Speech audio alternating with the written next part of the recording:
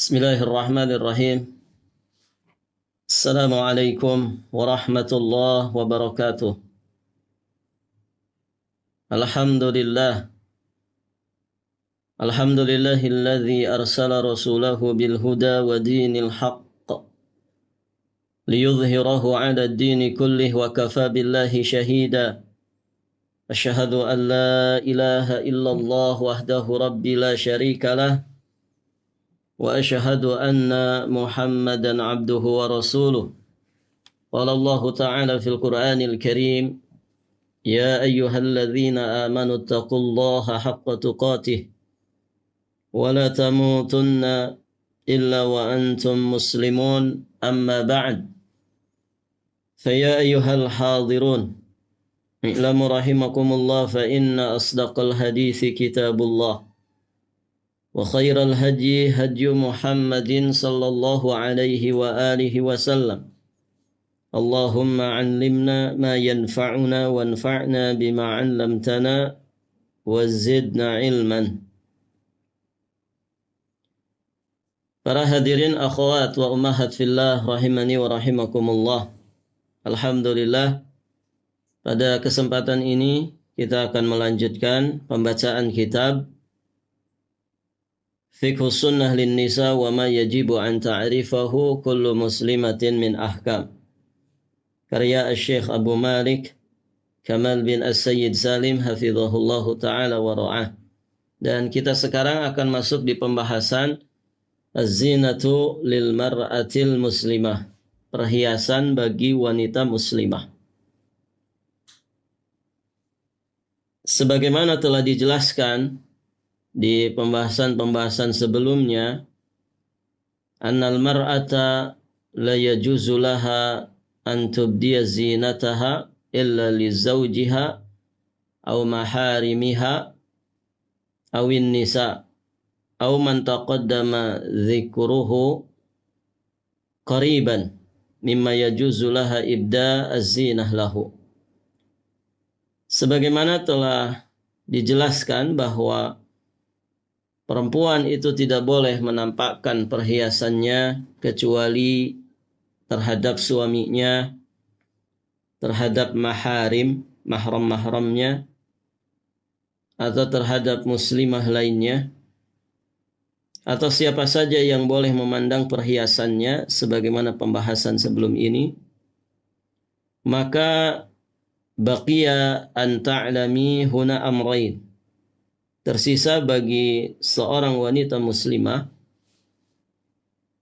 untuk mengetahui dua permasalahan berikut ini. Jadi saat ini kita akan membahas dua perkara terkait dengan masalah ini. Yang pertama, an-zina allati tubdiha al-mar'ah li haula tatafawat wa takhtalif.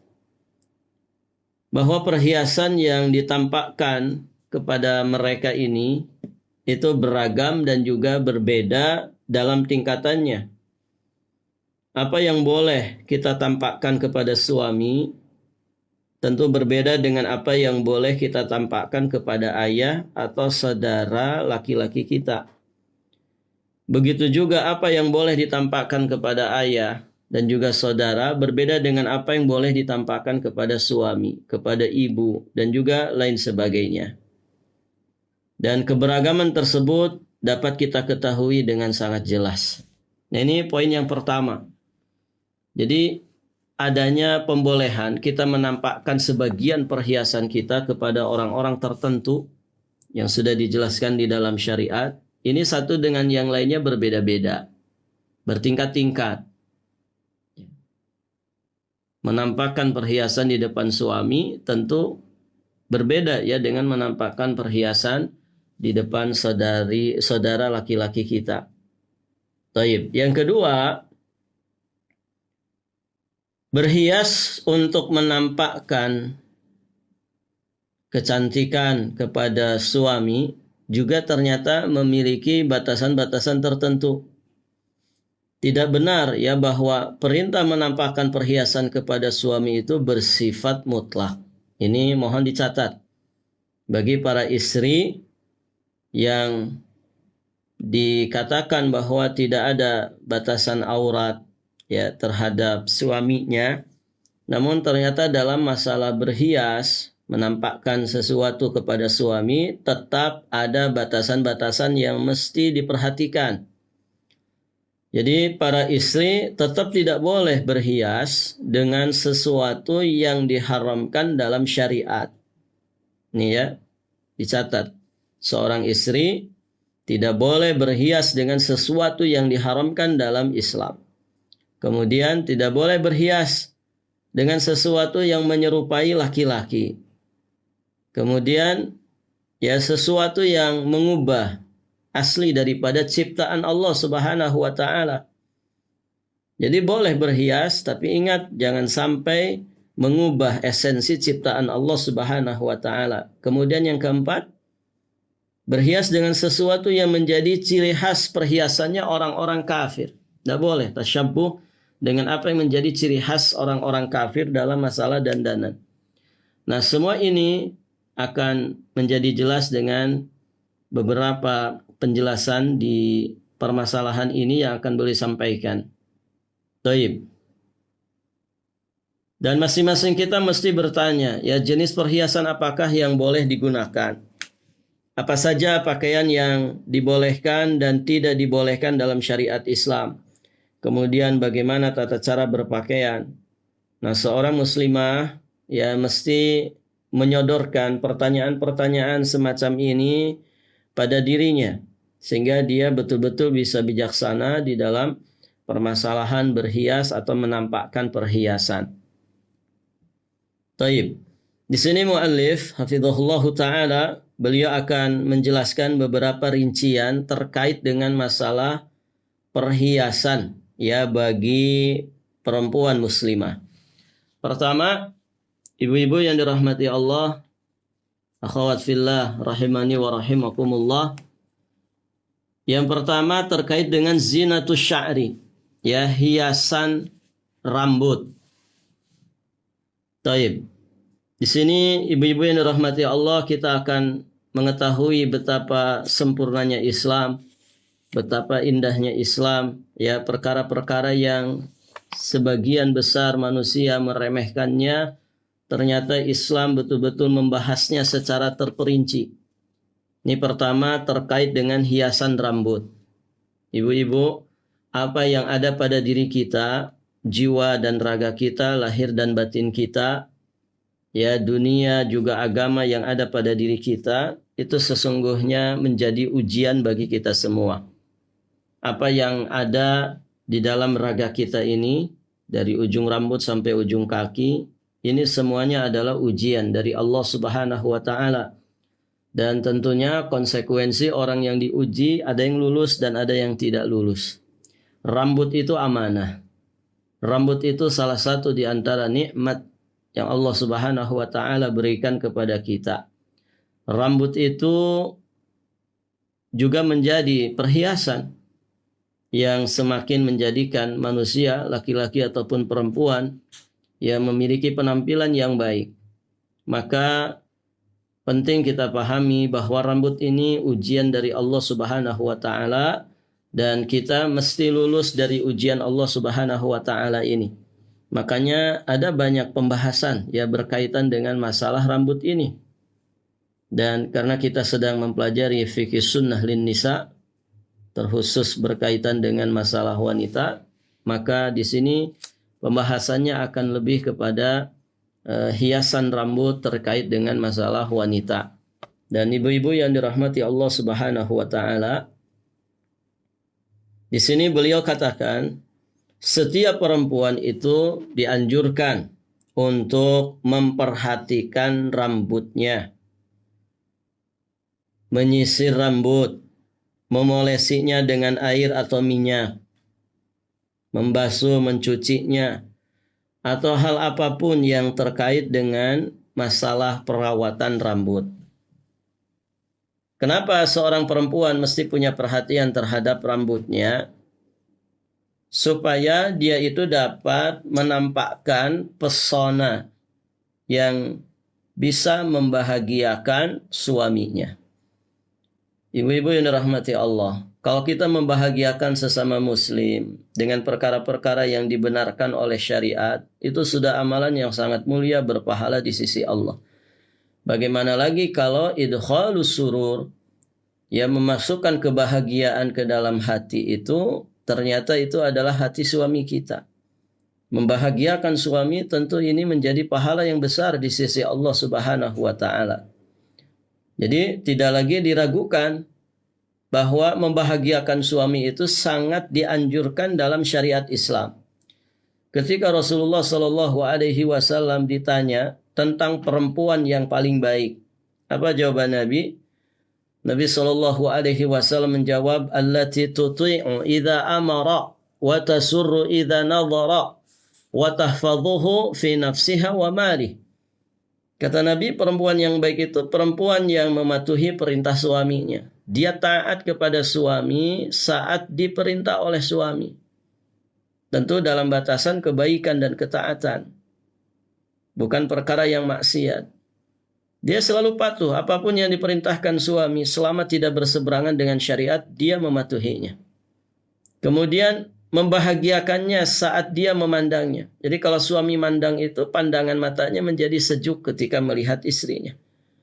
Kemudian yang ketiga, dapat memelihara kehormatannya dan juga harta suaminya. Jadi istri yang baik itu istri yang enak dipandang oleh suaminya. Suaminya ketika memandangnya itu rasa lelahnya hilang, rasa letihnya hilang, rasa sumpeknya hilang, keruwetan pekerjaannya mendadak hilang.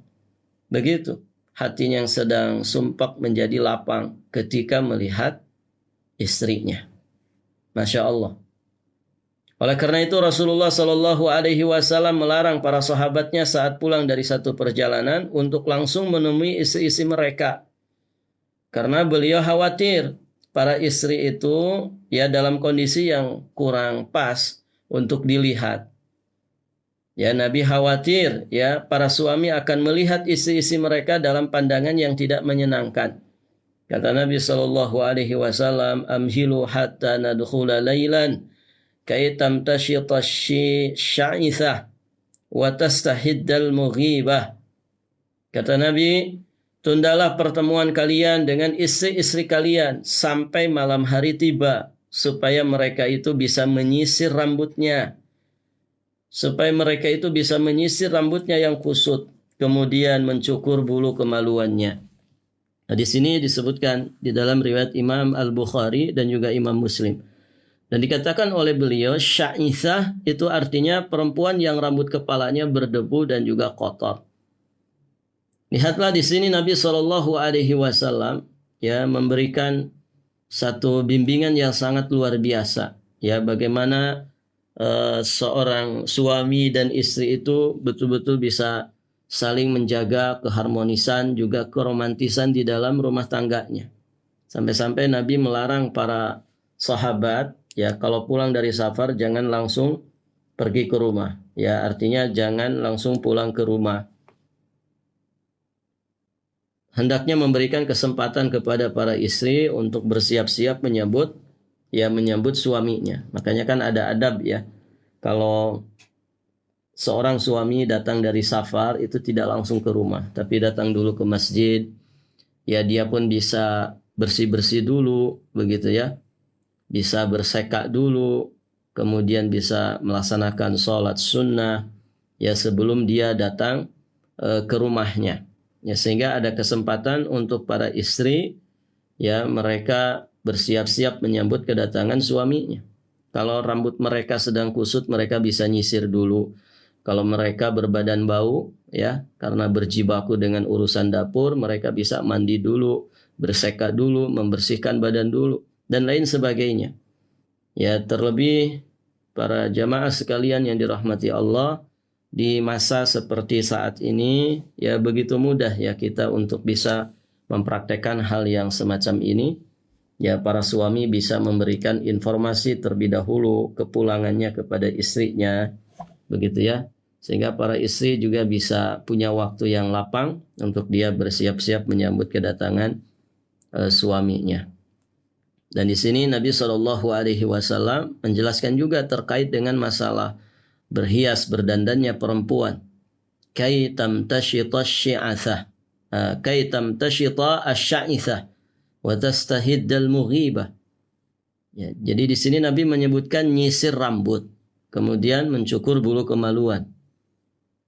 Ini menunjukkan ya betapa Islam itu sangat perhatian kepada hiasan-hiasan yang ada di perempuan dalam rangka untuk membahagiakan suaminya, termasuk hiasan rambut. Rambut itu pada dasarnya sudah menjadi perhiasan tersendiri ya bagi pemiliknya. Ketika dirawat dengan baik, disisir dengan rapi, diolesi minyak rambut atau yang sejenis dengan itu, maka tentu akan lebih ya menambah penampilan semakin menarik ya. Taib. Dan semua itu diatur di dalam Islam, semua dalam rangka untuk membahagiakan pasangan. Taib. Di riwayat yang lain Nabi Shallallahu alaihi wasallam bersabda, "Man kana lahu sya'run falyukrimhu." Barang siapa yang mempunyai rambut, hendaklah dia itu memuliakan rambutnya. Maksudnya adalah dia merawat. Karena itu amanah dari Allah Subhanahu wa taala, dia rawat dengan baik, dia gunakan dalam rangka untuk mentaati Allah Subhanahu wa taala, ya, mentaati Rasulnya dan mengamalkan apa yang telah diajarkan oleh Allah dan Rasulnya. Begitu ya. Sehingga rambutnya itu menjadi nikmat yang terus bertambah kenikmatannya dan menghasilkan pahala di sisi Allah Subhanahu wa taala. Ibu-ibu yang dirahmati Allah, kalau kita membahas tentang rambut, ini banyak sekali keajaiban yang sangat luar biasa yang sesungguhnya semakin mengenalkan kita kepada Allah. Siapakah Allah? Begitu ya. Ternyata Allah Subhanahu wa taala itu zat yang maha kuasa, zat yang maha teliti, zat yang maha mengetahui apa yang maslahat dan manfaat bagi setiap makhluk ciptaannya. Masya Allah, ibu-ibu yang dirahmati Allah, kalau kita mau mentafakuri tentang ciptaan Allah berupa rambut ini, kita akan mendapatkan keajaiban yang sangat luar biasa. Masya Allah. Gara-gara rambut, ibu-ibu yang dirahmati Allah, ya segala sesuatu dihadirkan, ya, dari kemanfaatan dan juga kemaslahatan. Berapa pabrik sampo yang didirikan, ya gara-gara rambut. Ya berapa pabrik-pabrik tertentu yang berkaitan dengan perawatan rambut ya yang kemudian dibangun ya semua untuk kemaslahatan kemanfaatan ya kehidupan manusia terkait dengan masalah rambutnya begitu ya. Tukang cukur ada di mana-mana ya, menjadi satu lahan ekonomi yang sangat besar begitu ya. Diadakannya cermin begitu ya, itu diantaranya gara-gara rambut. Kemudian orang bikin sisir rambut. Ya zaman dulu mungkin sisir sangat sederhana dari tulang atau dari kayu. Zaman sekarang Masya Allah ya. Beragam macam jenis sisir rambut ya bisa kita dapatkan ya di sekitar kita. Dan hal-hal yang lainnya ya dibuat gunting rambut. Sehingga semuanya menjadi kemanfaatan dan juga kemaslahatan. Maka ibu-ibu yang dirahmati Allah, kita mesti tahu ya bagaimana cara mensyukuri nikmat rambut ini. Ibu-ibu yang dirahmati Allah, sebelum kita melanjutkan dari poin-poin yang akan beliau sampaikan di sini, terlebih dahulu ya kita akan pahami ya tentang rambut kita ini. Ada keajaiban-keajaiban tertentu tentang rambut ini. Ya, kita mesti paham bahwa ternyata rambut itu dalam perjalanan hidupnya mengalami sekitar 2 fase ya. Kita simpulkan pada 2 fase. Pertama, rambut itu ada fase yang namanya fase pertumbuhan. Masa-masa tumbuh. Kemudian yang kedua ada fase stagnasi. Dia berhenti bertumbuh. Nah, fase stagnasi ini berlanjut 2-3 bulan. Kemudian selanjutnya rambut kita itu akan rontok ya secara total. Setelah mengalami fase stagnasi 2-3 bulan, nanti rambut kita itu akan rontok. Dan secara total rambut kita itu akan rontok itu selang 5 tahun. Jadi setiap 5 tahun sekali, ibu-ibu yang dirahmati Allah, rambut kita itu berganti dengan rambut yang baru. Ya tentu rontoknya itu secara berangsur-angsur. Secara berangsur-angsur. Maka dikatakan oleh para ahli, 90% rambut yang ada di kepala kita itu ada di fase pertumbuhan. Jadi rambut kita yang ada di kepala kita saat ini, ibu-ibu yang dirahmati Allah, 90%-nya itu ada di fase pertumbuhan. Dia sedang numbuh. Begitu ya. Kemudian 10%-nya itu ada di fase stagnasi. Ada di fase tidak lagi bertumbuh. Maka jangan kaget ya. Berarti dari sini kita memahami setiap hari kepala itu kehilangan 50 sampai 100 helai rambut. Jadi kalau ibu-ibu ya, misalkan rambutnya berjatuhan rontok, seharinya bisa sampai 50 helai. 50 sampai 100 helai. Ada yang pernah ngitung, Bu, ya, rontok rambutnya. Nah, ternyata 10% ya dari rambut yang ada di kepala itu bisa rontok. Ya 50 sampai 100 helai. Dan ibu-ibu yang dirahmati Allah, ya dikatakan bahwasannya rambut kita ini ya itu berganti setiap 5 tahun sekali. Ya, 5 tahun sekali. Semua akan rontok berganti dengan yang baru dengan hitungan tadi ya sekitar 10%-nya itu ada di fase stagnasi sehingga bisa saja ya 50 sampai 100 helai ya rambut kita itu rontok setiap hari. Ini khusus untuk perempuan ya. Karena kita bicara tentang perempuan dan tentu laki-laki dengan perempuan ya jenis rambutnya berbeda gitu ya. Cenderung perempuan lebih banyak rambutnya, kemudian lebih panjang, dan juga perbedaan-perbedaan yang lainnya yang mencolok dengan rambut laki-laki. Dan jika ada yang rambutnya itu rontok lebih dari 100 helai setiap harinya, tentu ini menjadi satu kondisi tersendiri, artinya di luar batas kewajaran. Dan para ahli mengatakan itu biasanya disebabkan karena beberapa faktor. Bisa karena faktor psikologi, kejiwaan, dan itu penting sekali. Ternyata kesehatan anggota tubuh kita, ya terutama anggota tubuh yang numbuh seperti rambut di kepala atau yang lainnya, itu juga sangat ditentukan oleh kondisi kejiwaan. Makanya para ulama sering mengingatkan ya tentang efek daripada orang itu kalau emosian. Salah satunya menyebabkan rontok ya rambut yang ada di kepalanya. Artinya jiwanya sedang tidak sehat. Orang kalau emosian, punya beban yang berat, itu bisa merontokkan rambut-rambutnya, begitu. Maka ya faktor psikologi ini sangat berpengaruh ya kepada rambut. Termasuk pengaruh obat-obatan ya. Kalau orang terlalu sering mengkonsumsi obat-obatan kimia ya, maka ini bisa menyebabkan kerontokan rambut yang tidak wajar. Dan sebaiknya kita berusaha ya beralih kepada yang lebih baik daripada obat-obat kimia. Kemudian yang ketiga untuk perempuan kehamilan. Faktor kehamilan itu juga sangat berpengaruh terhadap rambut yang ada di kepalanya.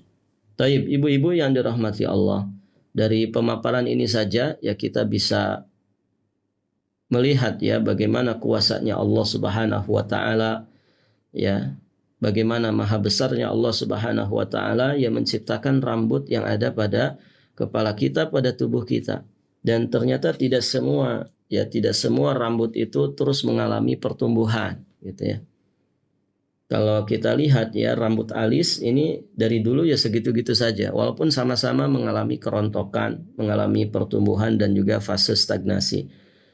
Rambut atau bulu yang ada di hidung kita gitu ya. Dari dulu ya gitu-gitu saja. Nah ini satu keajaiban yang menunjukkan betapa kuasanya Allah Subhanahu wa taala, betapa maha telitinya Allah Subhanahu wa taala. Taib, ibu-ibu yang dirahmati Allah. Maka Islam memberikan bimbingan ya yang sangat lengkap terkait dengan masalah rambut ini.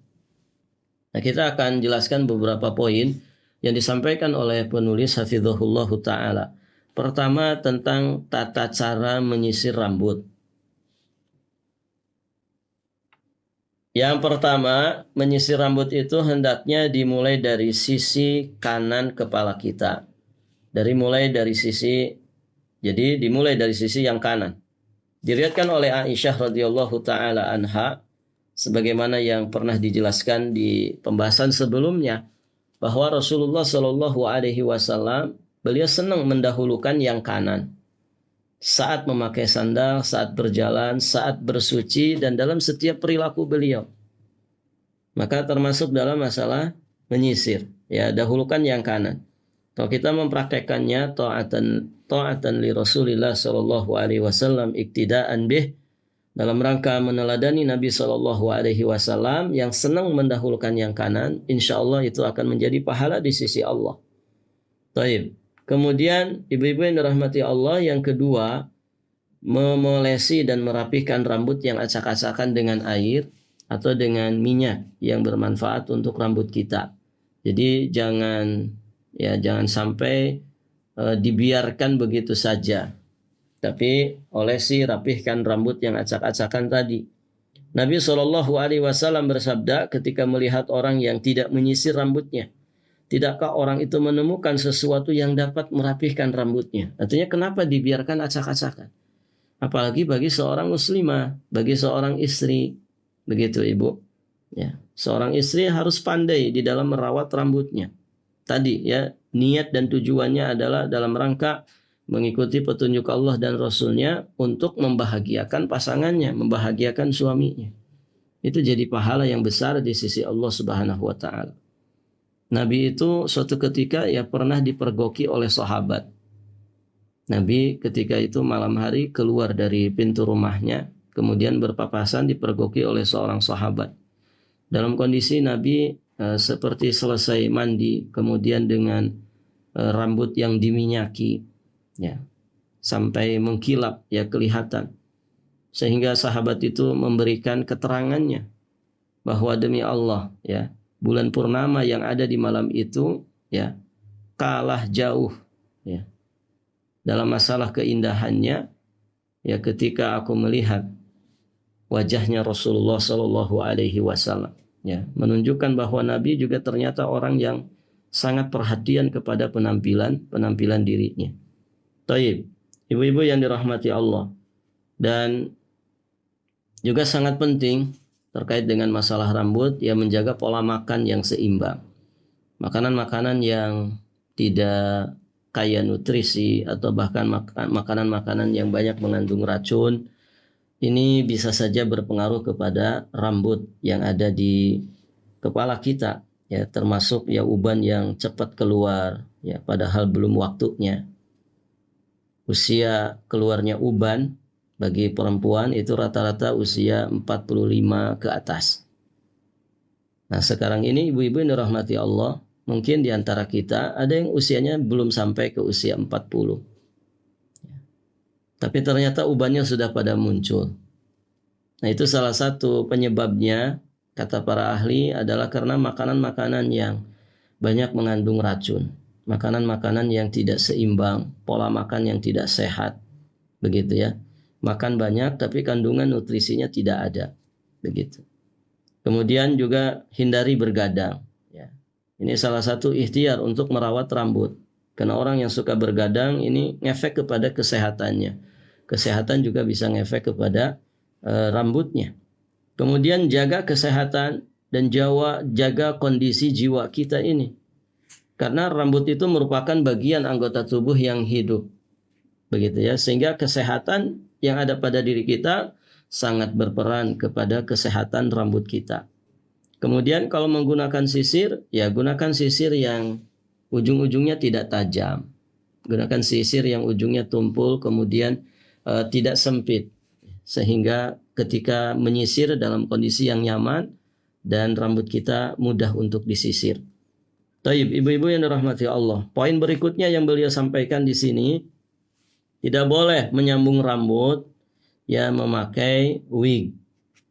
Ya. Tidak boleh menyambung rambut ya dengan cara misalkan seperti memakai wig.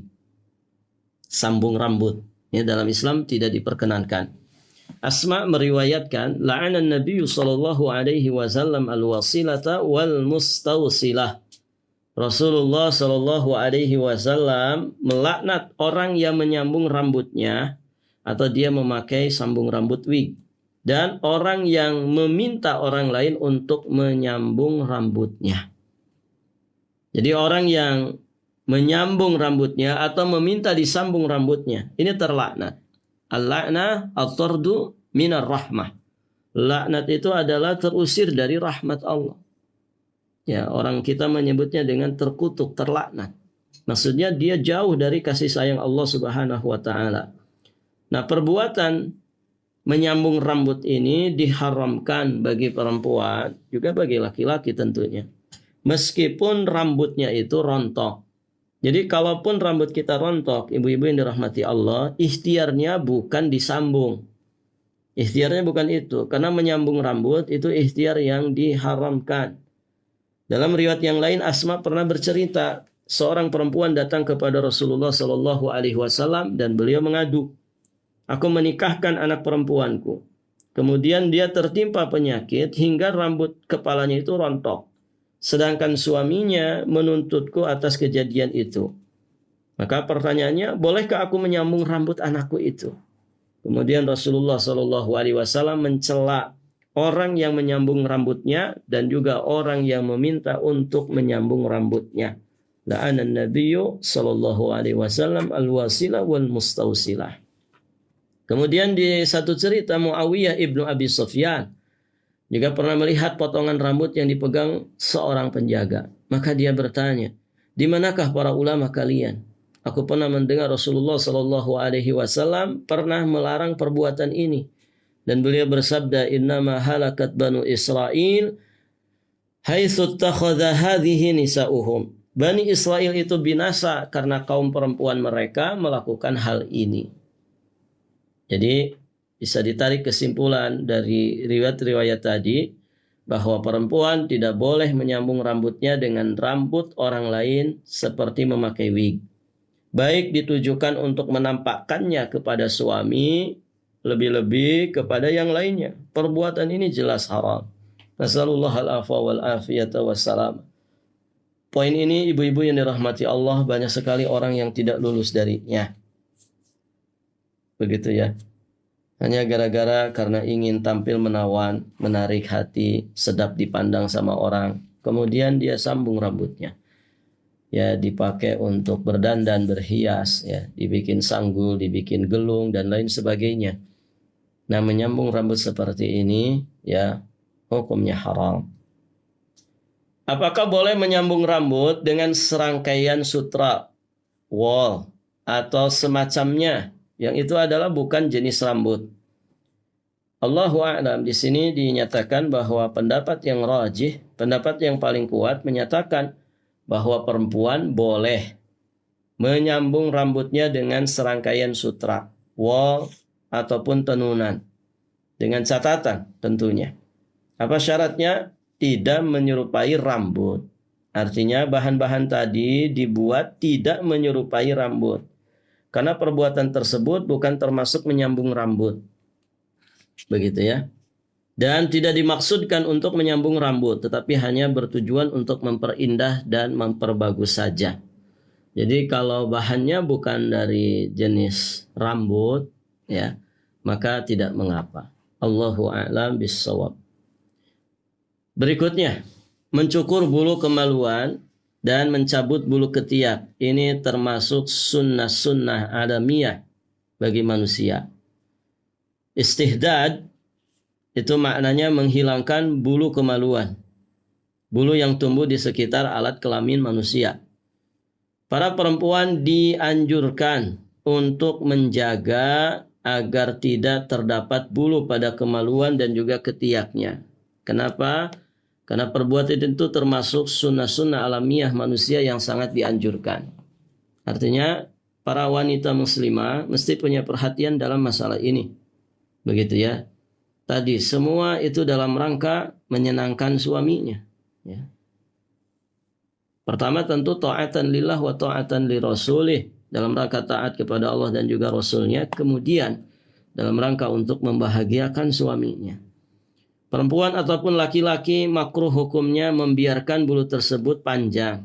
Karena bulu itu dapat menjadi tempat berkumpulnya kotoran-kotoran.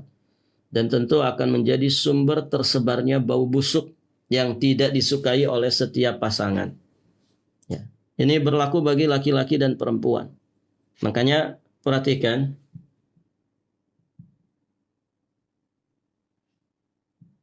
Taib, ibu-ibu yang dirahmati Allah. Jadi perempuan atau laki-laki makruh hukumnya membiarkan bulu tersebut panjang. Bulu ketiak dan juga bulu kemaluan.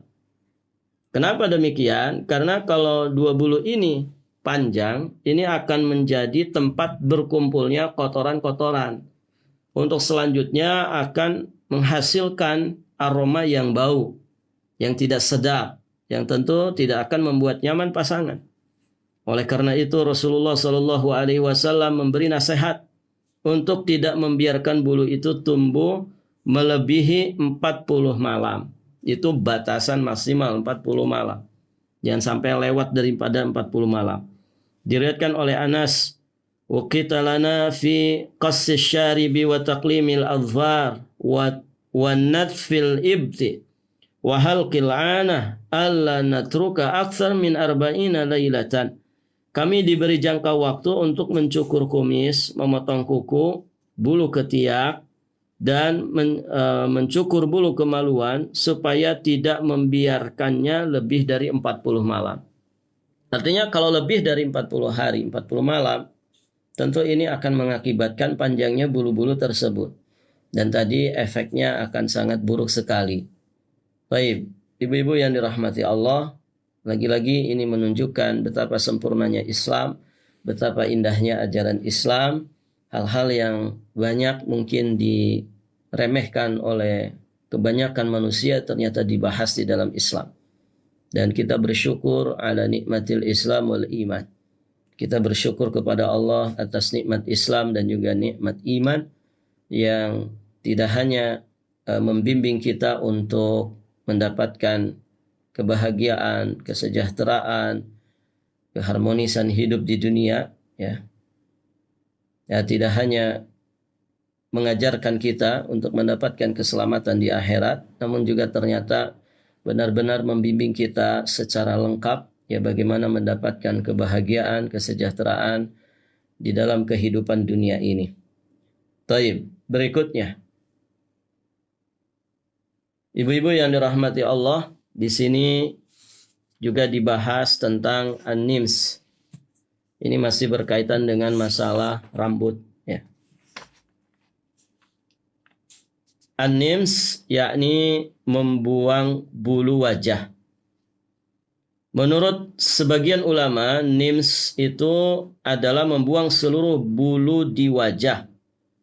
Menurut sebagian ulama yang lain, nims itu adalah mencukur alis perempuan.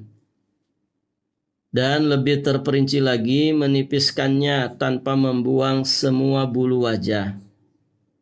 Dan pendapat kedua ini dinyatakan oleh Aisyah, dan tentunya Aisyah radhiyallahu taala anha lebih mengetahui tentang persoalan ini.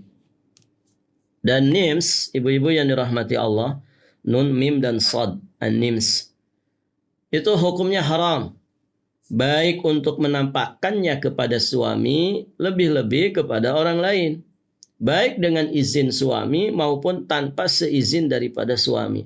Nah, ini mohon diperhatikan.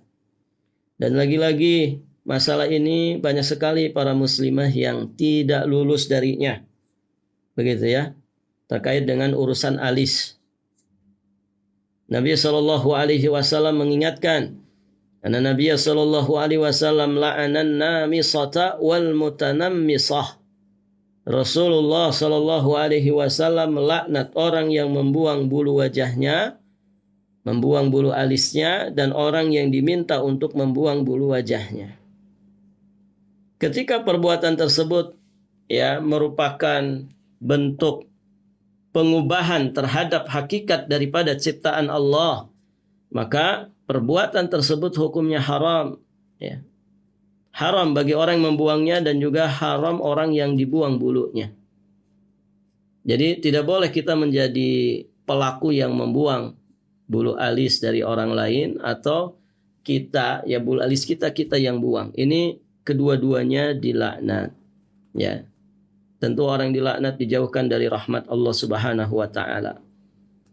Meskipun Allah dan Rasulnya melaknat orang yang melakukannya, kita melihat dengan sangat menyesal sekali, di mana telah menjamurnya hal ini pada perempuan-perempuan muslimah. Bahkan sebagian darinya adalah perempuan-perempuan yang mengenakan hijab, hingga perempuan yang tidak melakukannya akan dilecehkan dan diejek. Ini kondisi yang terbalik. Ibu-ibu yang dirahmati Allah, ini sudah menjadi tren di kalangan para wanita, bahkan di kalangan para muslimah. Bagaimana mereka menghias dirinya dengan cara membuang bulu wajah atau mencukur bulu alisnya, kemudian diganti dengan tato, begitu ya. Ibu yang dirahmati Allah, ini bentuk merubah ciptaan Allah Subhanahu wa ta'ala yang diharamkan, terlaknat, dan ini termasuk dosa besar. Maka seorang muslimah bertakwalah kepada Allah Subhanahu wa ta'ala dalam masalah ini. Ibu yang dirahmati Allah, kita mesti menerima dengan lapang dada apapun yang Allah Subhanahu wa ta'ala berikan kepada kita. Termasuk model-model jasad kita ini, model wajah yang Allah berikan. Kita dianugerahi oleh wajah SNI gitu ya, Standar Nasional Indonesia. Begini standar nasional Indonesia. Jangan kemudian pengen seperti orang-orang yang berbeda dengan kita. Pengen misalkan alisnya seperti orang daerah mana, begitu ya. Pengen hidungnya mancung seperti hidungnya orang Arab. Kita sebagaimana kita diciptakan oleh Allah Subhanahu wa ta'ala, gitu ya. Rumpun kita rumpun Melayu, begitu ya. Kita orang Indonesia. Begini modelnya, rata-rata kita seperti ini, begitu ya. Maka kita wajib mensyukuri nikmat Allah seperti ini. Tidak boleh kita merubah-rubah ciptaan Allah, begitu ya. Alis Allah berikan seperti ini, sudah. Kecuali kita keluar dari batasan normal.